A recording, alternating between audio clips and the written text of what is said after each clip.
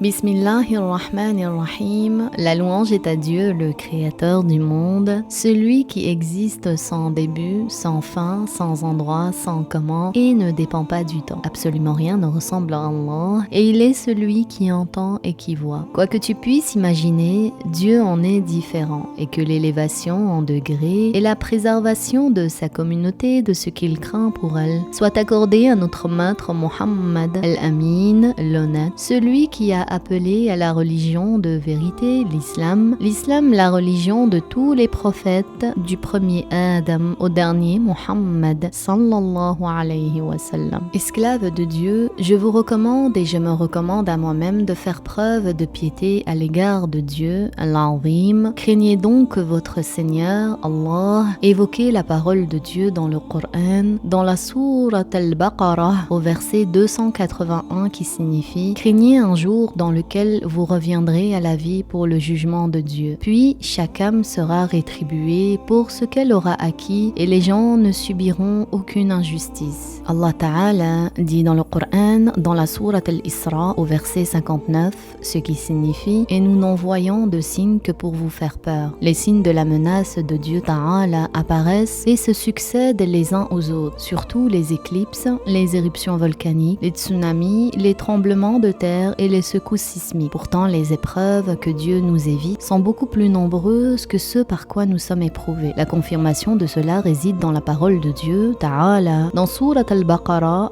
verset 155, qui signifie « Nous vous éprouverons par quelques craintes, quelques famines, quelques pertes de biens, d'âmes ou de fruits. Annonce la bonne nouvelle à ceux qui patientent. » Par conséquent, ce que Dieu nous évite est beaucoup plus important. Si Dieu le voulait, il ferait que la terre nous ensevelisse. Si Allah Ta'ala le voulait, il ferait tomber sur vous une partie du ciel. Si Allah Subhanahu wa Ta'ala le voulait, il rabattrait sur nous les montagnes. Si Allah Ta'ala le voulait, il ferait que la mer nous submerge. Allah Ta'ala est celui qui fait ce qu'il veut, il est sur toute chose tout puissant. Craignez donc Allah, ô vous les gens, et dites, Seigneur, ne nous fais pas mourir par ta volonté de châtier, ne nous anéantis pas sous le coup de ton châtiment et améliore nos états avant cela. Il est arrivé un tremblement de terre à l'époque de notre maître Omar, que Dieu l'agrée, à Médine. Il a dit, ô vous les gens de Médine, combien vous êtes rapides à commettre des dépassements.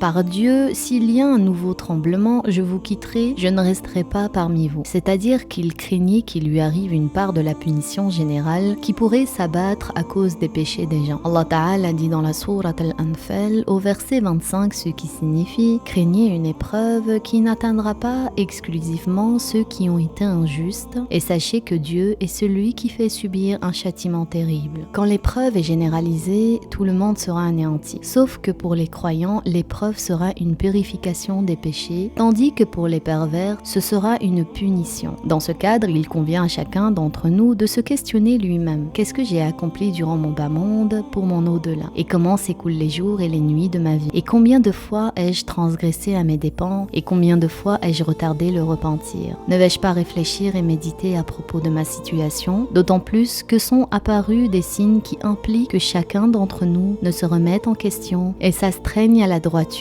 Voici que nous vivons difficulté sur difficulté. Maladie, inflation, guerre, épreuve. Il n'y a pas si longtemps, les séquelles de l'épidémie sanitaire mondiale, Corona qui a confiné les esclaves chez eux, qui a appauvri des pays entiers en répandant la stagnation économique, qui a fauché les âmes au point que les gens ont la peur au ventre. Puis un tremblement de terre qui a fait trembler la terre. Ô Allah, nous te demandons ton pardon et ta miséricorde. Celui qui est resté vivant après que le sol a tremblé sous ses pieds, qu'il tire des moralités de ceux qui ont été ensevelis sous les décombres et qu'il corrige son âme. Portez le conseil celui qui insulte Dieu ou qui se moque de la religion agréée par Dieu ou qui insulte un des prophètes de Dieu, que Dieu nous en préserve, ou un ange de Dieu tel que Azraïl ou qui jette le mushaf dans les ordures. Dites-lui de revenir à l'islam en prononçant les deux témoignages. Les deux témoignages sont « Je témoigne qu'il n'est de Dieu que Dieu et je témoigne que Mohammed Muhammad est le messager de Dieu. Quant à celui qui a désobéi à Dieu en faisant ce qui est en deçà de la mécréance, qu'il s'empresse de faire le repentir et de retourner à l'obéissance à Allah Ta'ala en regrettant, en cessant ce qui s'est produit de sa part et en ayant la ferme volonté de ne pas récidiver, de ne pas refaire ce péché. S'il avait des dettes, des rattrapages de prière ou de jeûne, qu'il s'empresse de les rattraper sans retard. S'il avait été injuste envers son frère, qu'il s'empresse de lui demander pardon et de lui restituer son droit. Et dépêche-toi mon frère d'apprendre le minimum indispensable de la religion pour apprendre ce que Allah Ta'ala t'a ordonné de faire.